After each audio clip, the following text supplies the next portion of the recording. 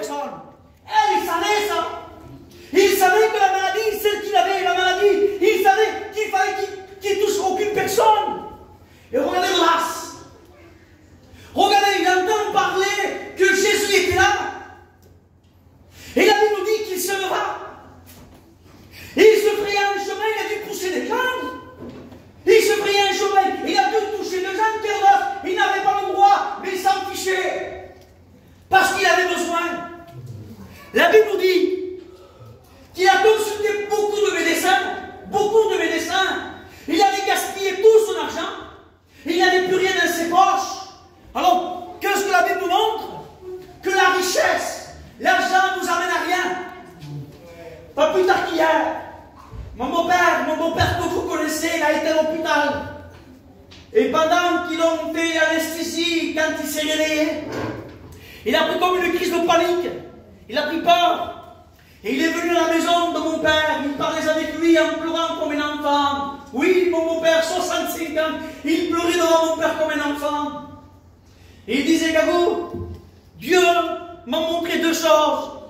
Il m'a montré bien sûr la santé, qui est des choses de Dieu, c'est important. Mais il a dit, mais Dieu m'a montré aussi l'argent. L'argent ne peut rien faire. L'argent ne peut rien nous emmener. Et cette femme nous dit qu'elle avait gaspillé tout son argent.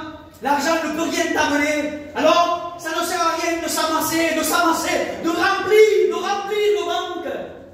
On va tout laisser. Vanité de vanité. Et tout est poursuivi du vent. Il y a une seule chose qui restera. C'est cette parole que nous prêchons ce soir. Amen. Et ça, c'est sûr. Ça, c'est réel. C'est la parole de Dieu. Il avait tout gaspillé. Quel désespoir. Il se fait un chemin. Il pousse l'homme, il pousse la femme. Quelle audace. Il n'avait pas le droit, en tant que femme, il n'avait pas le droit de rentrer dans un rond en quelque sorte. Et en plus, la maladie qu'il avait, c'était pire. C'était pire. La Bible dit qu'il passa par derrière. Alors sûrement qu'il ne voulait pas que Jésus la voie. Il passa par derrière Jésus. Il ne voulait pas que Jésus la voie parce qu'il se sentait gêné. Une femme impure. Et en plus une femme de toucher Jésus. Ben, il ne voulait pas que personne la voie. Mais il a joué le tout pour le tout. Il se disait, et j'ai fait beaucoup de médecins. Et ça m'a rien apporté. Tous les fleuves à la mer. Tous les fleuves à la mer, jamais rempli. Il a gaspillé tout son argent. Et il n'avait plus rien. Alors on a joué le tout pour le tout. Il a voulu toucher ce vêtement précieux. Oh, le vêtement de Jésus. Le vêtement de Jésus. Mais quelle importance y a-t-il dans ce vêtement de Jésus? Pourquoi? Pourquoi le vêtement va-t-il guérir cette femme? Est-ce que c'est Jésus qui guérit ou le vêtement? Qu'est-ce qui va guérir cette femme? La Bible dit qu'il toucha le bord de son vêtement. Le bord de son vêtement. Et j'aimerais que le frère Kevin mette sur le tableau, dans Malachie au chapitre 4, pardon, et au verset 2. Malachie chapitre 4, et au verset 2. Vous savez, il y a Apocalypse, mais moi, Apocalypse, mon frère, avant tout, chapitre 4 et au verset 7. Écoutez bien ce qu'il dit dans l'Apocalypse. Lisons la parole de Dieu. C'est une chose merveilleuse, la parole de Dieu.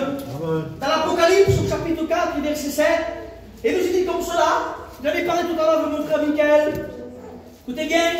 Il dit, le premier être vivant était semblable, retenez, à un lion. C'est la vision de Jean. Le premier être vivant était semblable à un lion. Hein? Le second être vivant était semblable à un veau. Un veau. Le troisième être vivant était semblable à un homme. Et le quatrième à un aigle qui vole. Il voit 4 personnages. Il voit le lion. Il voit le veau. Il voit l'homme. Mais il voit aussi 4. Alors, mais que veut dire dans l'Apocalypse?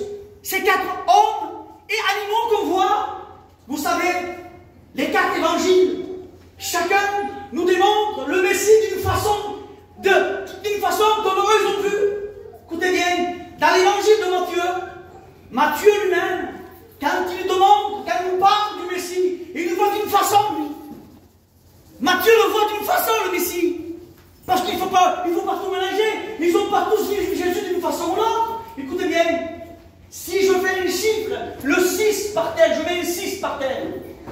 D'accord? Moi, je suis prêt à dire que je vois un 6.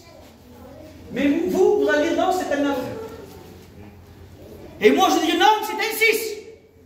Mais vous allez dire non, c'est un 9. Numéro 9. Ça dépend de la façon dont on se trouve, comment on le voit. Alors Matthieu démontre le Messie comme le lion de la tribu de Juda. Voici le lion de la tribu de Juda. Et dans l'évangile de Marc, Marc nous démontre le Messie comme le bœuf.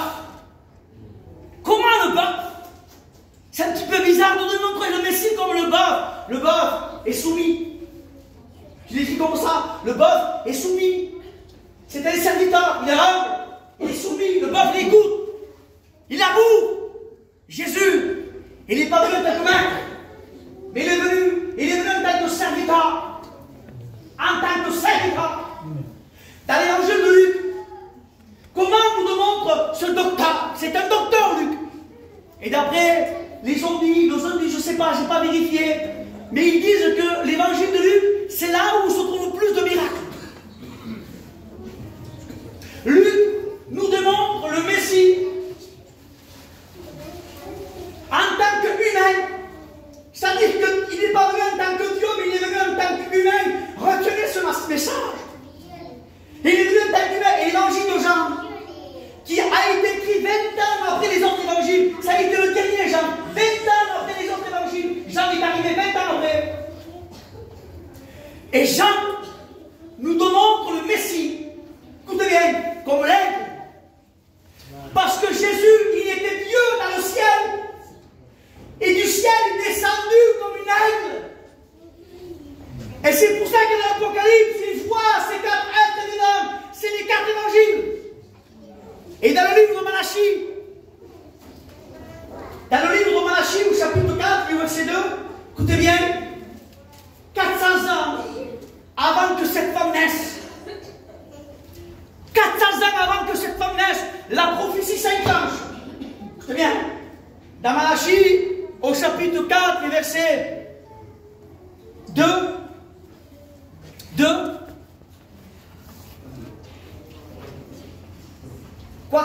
ça y est? Mais pour vous qui craignez, cette femme craignait, mais pour vous qui craignez mon nom, il dit, il se lèvera le soleil qui est Jésus, il se lèvera le soleil de la justice, écoutez bien, et la guérison sera sous ses ailes. Et le mot bord, vêtement, le mot bord en hébreu veut dire kanash. Et le mot kanash, c'est tiré le mot zèle.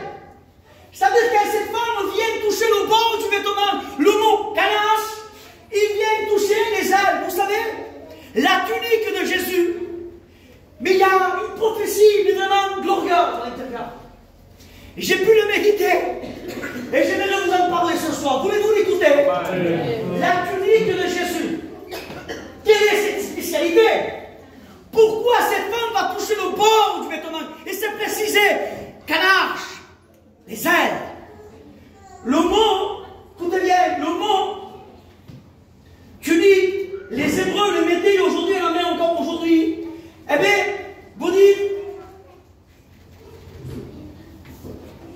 je le cherche, et je dis pour vous, le talit.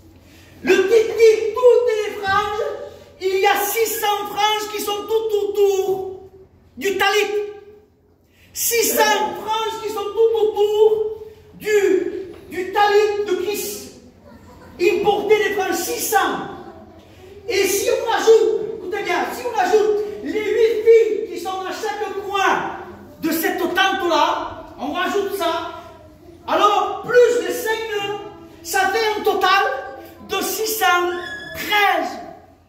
613. Alors, vous savez que dans la Bible, on nous parle des commandements, mais en réalité dans la Torah, il dit aussi qu'il y a 613 commandements, 613 prétextes. C'est écrit, et nous voyons comme ça, il dit que le talit de Jésus, c'était elle-même la parole de Dieu. Alors cette femme-là, il croyait à ce soleil de justice dans Malachie. Il a mis cette prophétie en action. Il n'a pas voulu toucher le vêtement, parce que le vêtement ne guérit pas. Mais ce qui guérit, et ce qui va te guérir à toi, homme, femme, ce qui va te renouveler ta vie spirituelle, ce qui va t'animer, comme ça a été dit par la prophétie de notre sort, ce qui va animer ta vie sécheresse, ce qui va te buster en quelque sorte, ce n'est pas une avis, ce n'est pas non plus une émotion, ce qui va te buster, ce n'est pas une bonne réunion, mais ce qui va te faire du bien ce soir, ce n'est pas non plus ta richesse, mais ce qui va te faire du bien, c'est toutes ces paroles qui sont autour de ce talit. Tous ces commandements, toute cette prophétie qui est écrite dans cette parole-là. La Bible a été écrite pour toi, pour moi. Ta maladie, si tu viens à toucher la parole de Dieu, ce soir, tu seras guéri. Ton désespoir, si tu viens toucher la parole de Dieu, il va te renouveler. Si ta foi a été anéantie, si ce soir tu viens à la parole de Dieu, il va te renouveler. C'est la parole de Dieu qui fortifie les cœurs. Le diable veut faire tout pour détruire, pour casser et pour faire peur. Comme ça a été fait cette semaine par les jeunes étudiants. Oh, vous peut-être vous l'avez su, il n'y a rien du tout, c'est rien, mais c'est banal. Mais le diable vous laisse frotter les mains, les frères, ils ont été conduits. Je suis monté derrière l'automobile, je dis, j'ai quelque chose à dire. J'ai pas eu le temps parce qu'il a déjà fait. Dieu a contrôlé cette réunion.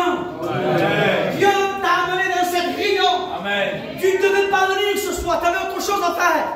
Peut-être tu voulais partir au Sainte-Marie. Peut-être je te prophétise. Peut-être tu voulais partir au Sainte-Marie, tu avais la déménagement de partir là-bas. Mais Dieu t'a attiré dans ce local. Amen. Parce que tu es comme cette femme-là, que ça fait 12 ans qu'il y a la sécheresse dans ton cœur. Et ça fait quelque temps qu'il y a la souffrance dans ta vie. Il n'y a plus d'espoir. Il n'y a plus de la vie à l'intérieur. Et tu es désespéré. Tu es angoissé. Et tu sais comment faire. Alors tu dis, moi, comment je veux faire pour aller vers Jésus? Sûrement que cette femme ne voulait pas que Jésus la voie. Mais c'est sûr, c'est écrit en plus. Il passa par derrière Jésus. Et il toucha le bord du vêtement. Le vêtement, c'est une richesse. Le vêtement de Jésus. Nous voyons aussi le vêtement dans le livre de Ruth. Oh, je l'ai médité. Le livre de Ruth, c'est mon livre préféré. Ruth, Esther, ce sont mes livres préférés. Et je crois que c'est Christ qui me l'a souligné. Quand on était à G, il m'a dit, toi quand tu prêches souvent de l'Ancien Testament, c'est vrai, souvent. Dans le livre de Ruth, nous voyons un homme qui s'appelle Boaz. Boaz. Il y a une femme qui s'appelle Naomi. C'est la belle-mère. Avec son mari, qui s'appelle Elkanah. Son fils, 2 fils d'elle, Malcolm et Kishon. Ma mémoire est bonne. Et ils partent pour un voyage. Ils quittent Bethléem. Et ils vont dans un pays qu'il ne fallait pas qu'ils aillent. Il ne fallait pas qu'ils aillent là-bas. Mais ils y vont. Et ils ont marié des enfants avec des gens qu'il ne fallait pas qu'ils navisent. Mais ils les ont mariés quand même. Vous savez, parfois, on se dit, c'est rien du tout. Mais après, vous payez les conséquences. Ne dites jamais, n'écoutez jamais la voix de Satan. Peut-être ce soir, je vous prophétise. C'est rien. C'est si. Nada. Pas pour venir arriver. C'est rien. C'est banal. Alors on laisse rentrer, on laisse la porte ouverte. Mais après, on s'aperçoit qu'on paye. Ouais. On paye les conséquences. Quand on s'éloigne de ça, écoutez bien. Et à un moment donné, Naomi, il perd son mari. Et il perd ses 2 fils. Malcolm et Kishon, ils sont morts. Et Naomi se trouve toute seule. avec cette belle fille, Ruth, et Orpa. Orpa veut dire dos nu, tourner le dos, il porte bien son prénom, hein. C'est fort ça. Et Ruth, attachée. Et au moment donné, la belle-mère va voir sa belle-fille, c'est une femme âgée, et dit à sa belle-fille, écoutez, mes belles-filles, rentrez chez vous, rentrez chez vos parents, parce que mon mari est mort, mes enfants sont morts, j'ai tout perdu, j'ai plus rien, je ne peux plus enfanter, je n'ai plus d'enfants, parce que ça se faisait autrefois, quand un mari mourait, donc il fallait qu'il attende bien sûr un enfant de son frère, de son mari, pardon, pour qu'il se marie, la descendance de quelque sorte, ça se faisait. Et Naomi dit, rentrez mes belles-filles, rentrez chez vous. La Bible dit que Orpa dit non, je reste avec toi. Et au moment donné, il répète, Naomi dit, rentrez chez vous, ça ne sert à rien, rentrez chez vous. La Bible dit que Orpa, il embrassa sa belle-mère en pleurant, il part chez ses parents. Mais la Bible nous dit, lisez le livre de Ruth, ça va faire du bien. Et j'ai compris il y a une semaine, 2 semaines ce texte. Ça fait peut-être 2-3 fois que je le prêche, donc je ne l'ai jamais compris. Et beaucoup d'entre vous peut-être vont comprendre ce soir. Maybe you confess. C'est le livre de Ruth, on peut l'évangéliser les frères. Moi souvent je l'ai pris pour exhorter. Moi on peut évangéliser avec le livre de Ruth. Naomi, Ruth s'attache à sa mère, dit non. Il dit ton Dieu sera mon Dieu. Là où tu mourras, je mourirai. Là où t'enterreras, il va fondre là. Là où t'enterreras, pardon, je serai en prise avec toi. Quel amour pour sa belle-mère. Belle-mère, est-ce que tu aimes ta belle-fille? Belle-fille, est-ce que tu aimes la version chrétienne, bien sûr? Est-ce que tu aimes ta belle-mère comme Ruth aimait sa belle-mère Naomi? Écoutez, on va plus profond. Quelle histoire, la Bible, mes frères. Écoutez bien. La Bible dit que Ruth, il n'avait plus d'espoir. Comme nous, on n'avait plus d'espoir. Comment on fait? Qui pourra nous racheter? Ça y est. Qui pourra nous racheter? Il y a la couverte, Michael. Le peuple, avant de rencontrer le Seigneur, on était perdu.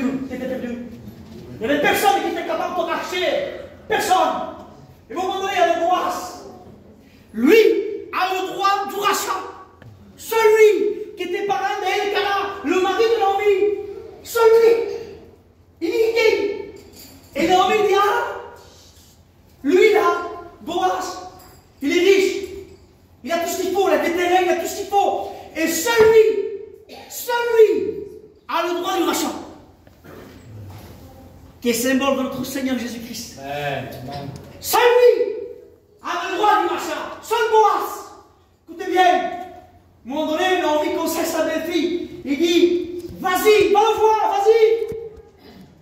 Et mets-toi à ses pieds. Découvre son manteau et mets-toi à ses pieds. Et Boaz va se coucher. Et son manteau, son talit, était au bord de ses pieds, sûrement. Et Ruth rentre dans la pièce.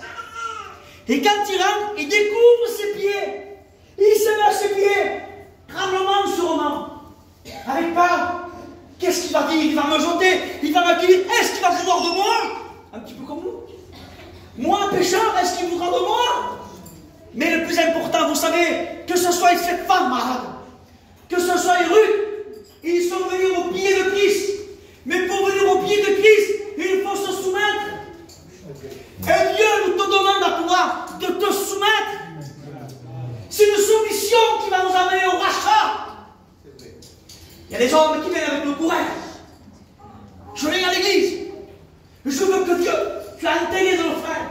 Comme si on devrait des ordres, Dieu. On doit venir au pied du Maître ce soir. Amen. Se repentir. Si tu as péché, si tu as fait quoi que ce soit qui est mal aux yeux de Dieu, viens au pied de Christ. Alleluia. Viens devant le Maître. Amen. Viens devant le Seigneur. Amen. Et il a les paroles qu'il faut. Amen. Pour te pardonner, pour te laver. C'est lui la solution. Amen. Les malades ne peuvent vivre qu'avec la parole. Aujourd'hui, des hommes et des femmes, pardon, des hommes, des femmes, des hommes, des serviteurs, on se précipite, et c'est vrai, j'ai l'aimé aussi. T'es malade, on court, on va prier pour un malade. Et des fois, on donne la sensation que c'est nous. On fait ça dans la même tour. Vous ne le voyez pas? On est des gitans, non? C'est pire, vous savez? Ça, là, qui? Non, je suis tremble tout, c'est comme si c'était nous. Tout ça, c'est bidon, mes frères et sœurs. Tout ça, ça ne compte pas. Les tremblements, les positions de main, quoi que c'est écrit dans la Bible. Pour les malades. Mais ce n'est pas nous qu'on le fait. C'est celui qui nous envoie qui le fait. Il ne faut pas l'oublier, ça. 3 fois, je l'ai fait. Une fois, j'ai prié pour mon frère Hélène qui est venu devant mes positions. Tu n'es pas seul. On était 3 frères. Mais je sais qu'il l'a fait de tout mon cœur. Je le sais. 2 fois, il y a des frères qui sont venus devant. J'ai prié pour eux. Demande pardon, mais c'est mon cœur qui parle. Ce soir, j'ai prié pour vous, mais voilà. Mais une fois, il est venu devant. Il devait passer par la table d'opération. Et c'était mon cœur qui priait. C'était mon âme qui priait. Non, je ne voulais pas. J'ai prié. Et là, j'ai senti. La deuxième fois, qu'est-ce qui s'est passé? Je ne sais pas, 13-14 ans que je prêche. Mon frère Michael, il n'est pas là ce soir, m'a envoyé un texto, Michael, je m'en j'ignore. Ça a été la deuxième fois que j'ai prié avec mon âme. Comme vous l'avez fait ce jour-là, on se rappelle qu'il y avait une notion particulière. Tous les pasteurs ont prié d'ailleurs. Et la troisième fois où j'ai prié, ça a été pour ma nièce. On est parti à Toulouse, la nièce de ma femme, où j'ai prié de tout mon cœur. J'ai prié avec mon âme. Je n'ai pas prié pour dire c'est moi qui l'a guéri, c'est moi. Tout ça c'est bidon. Mais j'ai prié, c'est ça que Dieu veut, c'est la foi. Et j'avais demandé à lui, Seigneur, j'avais dit, Seigneur, je veux que demain la petite passe par la table d'opération. Il passait par la table d'opération, le foie, on touchait le foie. Et il avait peut-être 2-3 mois, il devait mourir. Et il dit, Seigneur, périmé, qu'on opère. Regardez ce que j'ai dit, la prière qui était dans mon cœur. Seigneur, qu'on opère, qu'on l'ouvre, qu'on regarde le foie, mais qu'on referme aussitôt. Et qu'on dise, on n'a pas besoin d'aller plus loin. C'était ma prière. C'était dans ma chambre d'hôtel. On était peut-être 9 dans la chambre. Il y avait moi, mes enfants, mes neveux. J'étais causé comme ça. J'ai passé la nuit blanche. La nuit blanche. Pas dormir. Parce que je savais qu'il très tôt le matin, il passait par ton opération. Mais j'ai prié avec tout mon cœur. Ne perdez pas ça. Ne perdez pas. Garde-la, ce petit objet sur vous. Mais Dieu, tu es capable de fais-le. Seigneur, j'ai le ministère, j'ai foi, je suis ton fils. Reçois ma prière. J'ai prié comme ça, reçois ma prière. Fais-moi grâce, Seigneur. Oh mon Dieu. C'était mon âme. Ce que Dieu veut, ce que tu veux avec ton cœur. Pas des prières à la catholique. C'est pas ça. Dieu veut qu'on prie avec notre âme. Qu'on gémit l'arrière.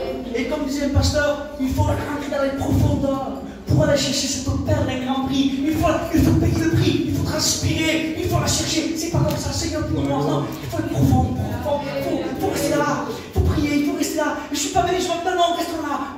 Prions. La chérie, restons là. Payons le prix. On a été à Gier une fois.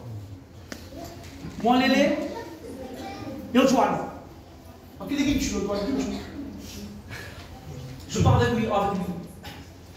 Ils m'ont fait des misères. Et là, demain matin, il fallait que je voie une personne pour une place. Vous connaissez l'histoire, on a déjà expliqué. Et le matin, je suis parti, tout seul. J'ai mis ma capuche. J'avais froid, c'était très fort. À ce moment-là, et je marchais les mains comme ça. Et croyez-moi que là, je n'ai pas fait ça de temps. J'ai léché dans la prière. Seigneur, Père, ta volonté.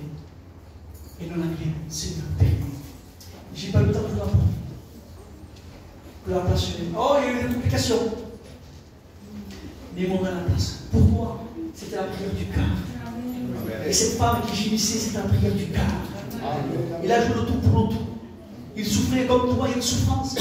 Il a pour lui, il y a une souffrance. Je ne sais pas par quoi tu es en train de passer. Peut-être que tu es là ce soir. Mais avec tes problèmes, avec tes misères, avec tes manquements, avec tes luttes. Est-ce que je pourrais toucher le talit? Il y a une façon de le mettre, le talit. Demande pardon, je le fais. Ça, c'est le talit. Les Juifs, quand ils le font encore aujourd'hui. Il est pire, le talit. D'une façon, je demande, extraordinaire. Parce que ça, c'est. Ils mettent ça, le tabernacle. S'il n'y a pas ça, ils ne prient pas, ils ne peuvent pas prier, ils n'ont pas le droit. Quand ils ouvrent le talit, là, c'est écrit la Torah. Adonai, ils font. Yahvé, Adonai, Yeshua. Ils embrassent, c'est l'habit, hein. Nous, on ne fait pas de bisous aux habits, mais ça les mange toujours. Adonai, Yeshua, une façon de le faire, pas n'importe comment, du côté gauche. Ils mettent le talit. Et quand ils mettent le talit, ça fait une forme comme une cabane. Comme une cabane. Il y a chaque coin, comme une tente. Ils rentrent dans la tente. Ils rentrent dans l'onction de Dieu. Voilà ce que Dieu veut pour toi. Non pas que tu mettes le talit, c'est un habit, mais rentre dans la présence de Dieu. Amen. Il est palpable, goûte-là. Ça vaut la peine d'être avec lui et de passer du temps avec lui. Vous savez, on m'adresse aux frères, aux prières et aux prières. Aux hommes qui aiment prier. Quand on rentre dans la prière, c'est très dur.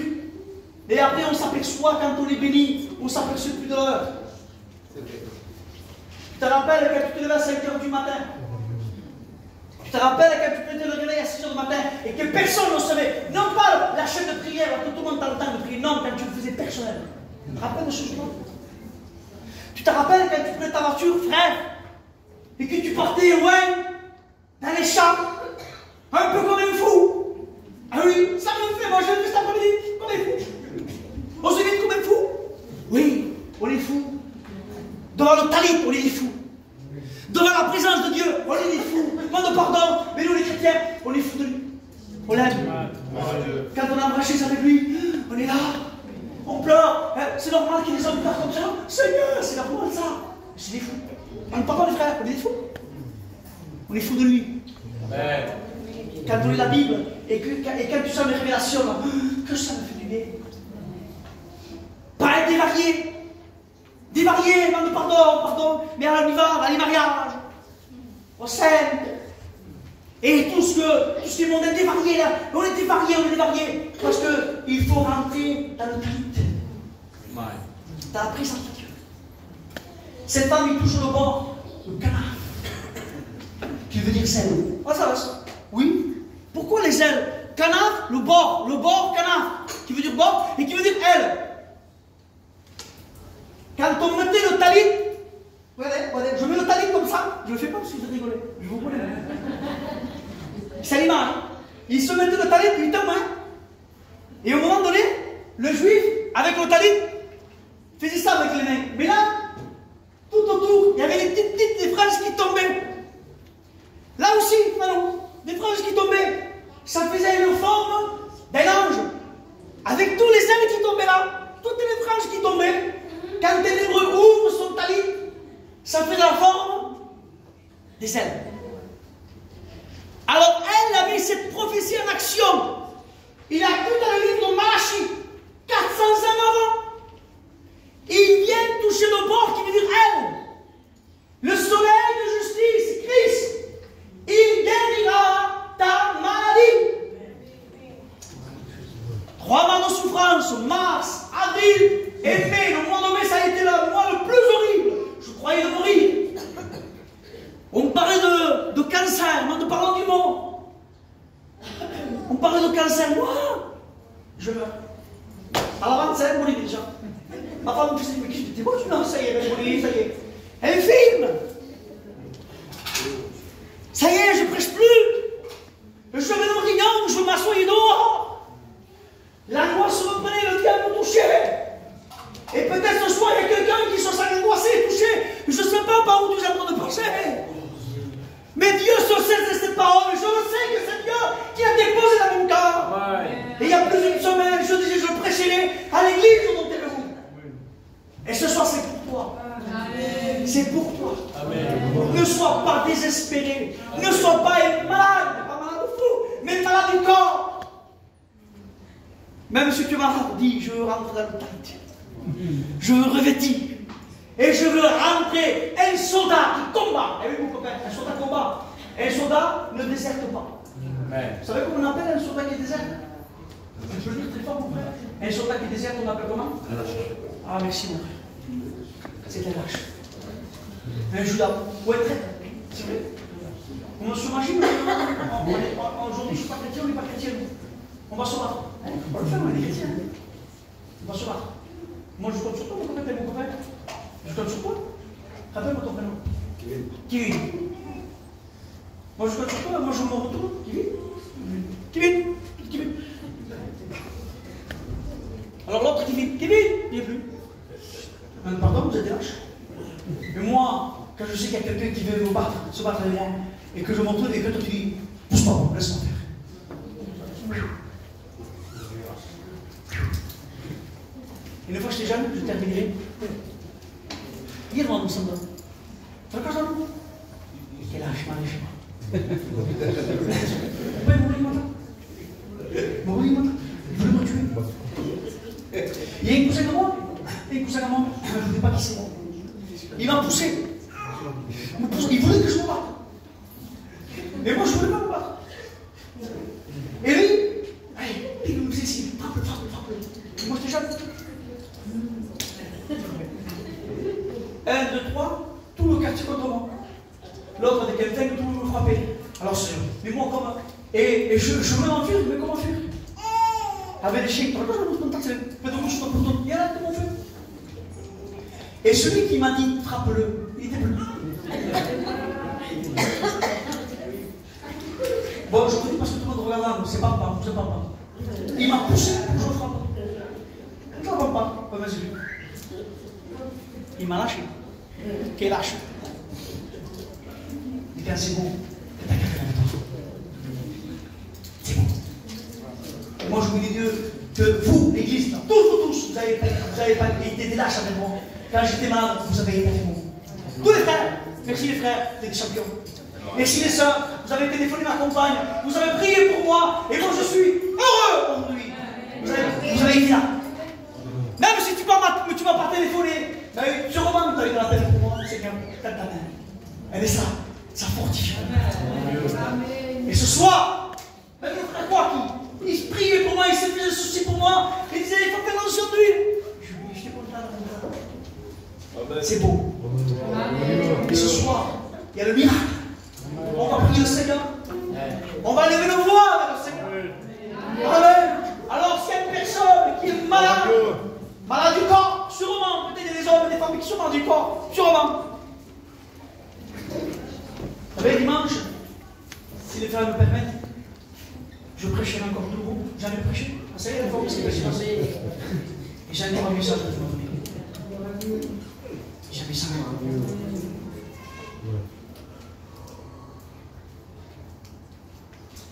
Le roi Osias.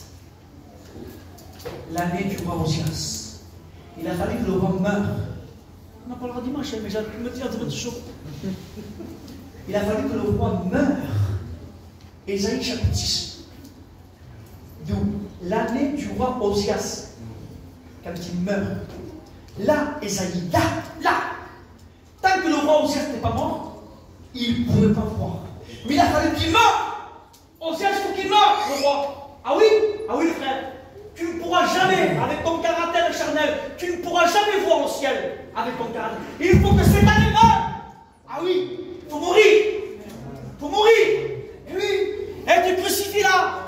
Il y en a des chrétiens qui sont là, il y en a même qui est détaché.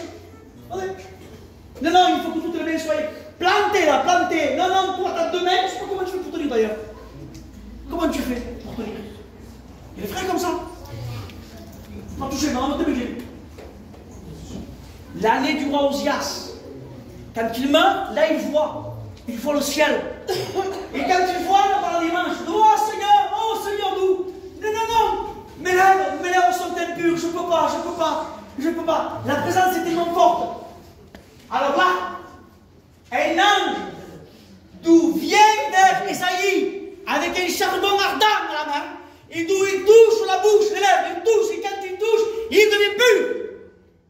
Voilà, cette année 2025, le mois de mai, il faut que le roi Osias meure. Il faut que notre caractère meure. Cet après-midi, je termine.